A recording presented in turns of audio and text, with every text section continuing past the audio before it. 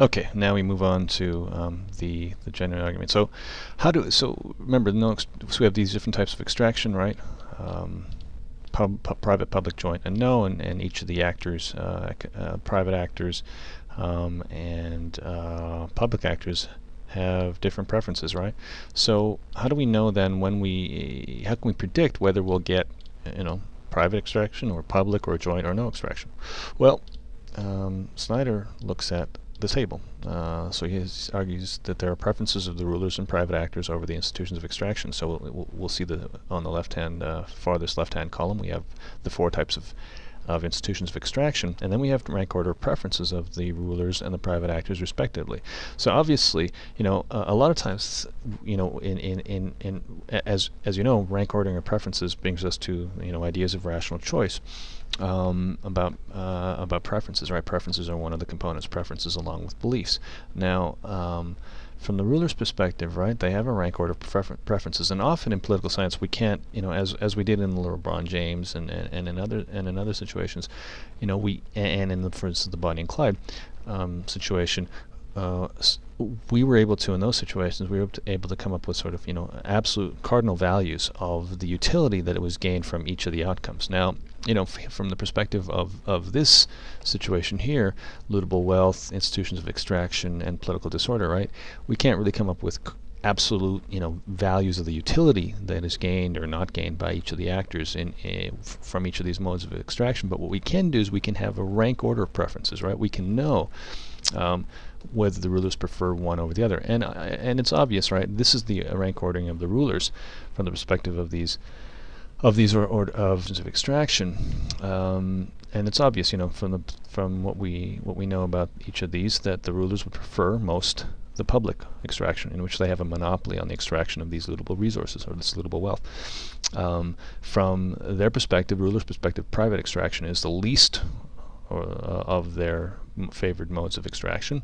Joint is second and none is third. And from the private actors, of course, they would prefer most private. Their least preferred is public, and they have similar preferences in terms of joint and none, right? They would prefer at least some of the resources to none, okay? As do the rulers. Now, so what does this mean? Okay, well, if we go back to if I remind you of the sort of the payoff matrix in a typical prisoner's dilemma type of situation, right? Here we have a situation in which these are the actual sort of cardinal values of the utility that comes, or disutility that comes, that each actor gains as a result of each of these various outcomes. So if they both cooperate, if Bonnie and Clyde both cooperate, they both get a year in jail, right? And if they both defect, they each get 10 years of jail, etc., etc. Now, we can actually change this payoff matrix from a payoff matrix to actually a preference ordering, which I do in this slide here. So from Bonnie's perspective, right, remember she's on her values are on the left side. If we look at this from a preference ordering perspective, she would most prefer that she defects. In other words, she rats out Clyde, or she betrays Clyde, and that Clyde cooperates. Okay, that's her most preferred outcome. Her second most preferred is that they both cooperate. Her third most preferred is when they both defect, and her least preferred is when they both is when she cooperates and he defects. Right? We know that just by looking at the numbers here, and of course the same applies to Clyde.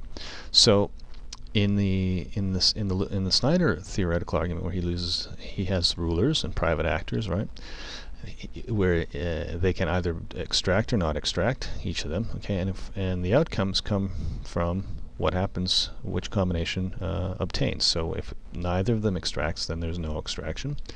If they both extract, then there's joint extraction. If only the private actors extract, then we have private extraction. And if only the public extracts, then we have public extraction. Okay, so we can, once again, it's hard to tell what the actual absolute value of each of these is, but we do know from this table, right here, what the rank order of preferences is. So we can just fill that out, right? We can say, okay, here we have their rank order of preferencing, right? From the perspective of the rulers, right? If they extract and the private actors don't extract, okay, they will get number one. Their most preferred preference. Their second most preferred is joint extraction. Okay, their third most preferred is no extraction, and obviously their least preferred is private extraction, because they'll get none of the revenues and the private actors will get all of it. Okay, and of course a similar logic applies with the private actors. Okay, so this is all that this sort of table tells us. It's kind of a modified version of the prisoner's dilemma. So how will we get? How do we know when we'll get private or public or joint or no? Obviously, this is a situation in which there are two actors, who are the public actor and the private actor, who are competing in a non-cooperative situation.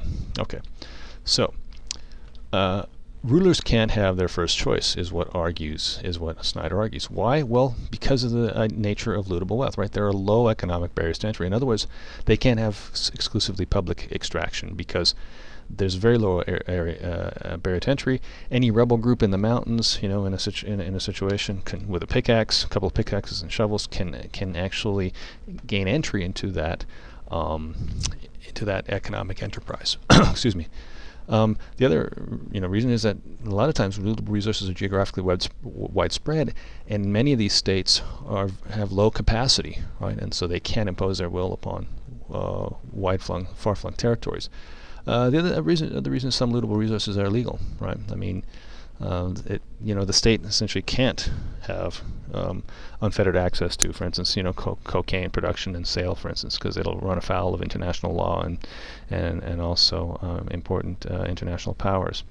So all of these limit the strategies that are available to rulers, leaving really joint extraction as the only feasible way to get access to income from this lootable wealth. Okay, but of course, private actors resist joint extraction, right? Because why? Well, because if we go back here, right, joint extraction is only their second most preferred outcome. They would actually prefer private extraction, and if they're powerful enough and the state is weak enough, they can actually cause a situation of private extraction. Okay. All right. So how does joint extraction come about? Well, through the government's ability to use sticks and carrots, right? Coercions and selective benefits. This is from the article, so I won't belabor this point. You can read it. Now, so in a lot of situations there is joint extraction, right? But oftentimes in situations of joint extraction, these break down, and when they do break down, the rulers are deprived of revenue, right, which contributes to instability, causing fiscal crises, right? And what are the causes? Well, the causes of this shift and breakdown of joint extraction, sometimes there's a shift and balance of power between the government and the private actors. Sometimes there's a decreasing value of lootable resources. Bequeathability problems, right? Oftentimes when leaders die, right, and they've entered into a situation of joint extraction with rebel groups, it's often difficult to know, to bequeath that mechanism or that implicit agreement between the two groups when a new actor comes on the scene, particularly in a state and a regime that's not very democratic. And often there are grievances by both sides, by both included groups, right, and also excluded groups, right. Often there's a nativist backlash against diaspora groups, right, which is actually what happened in Sierra Leone. Okay. So Snyder's conclusion, essentially, if the rulers are able to build institutions of joint extraction, right, lootable resources can produce political order, but the breakdown of joint extraction increases the risk of civil war.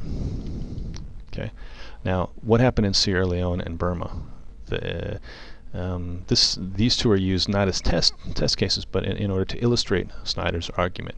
And what we have is, in one situation, we have an institution of joint extraction which created stability over decades, which then broke down as a result of some of the reasons I mentioned above.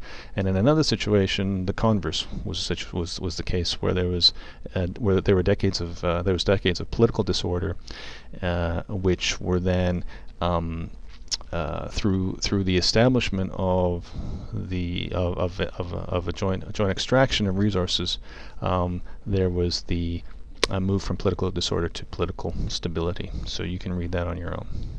Okay.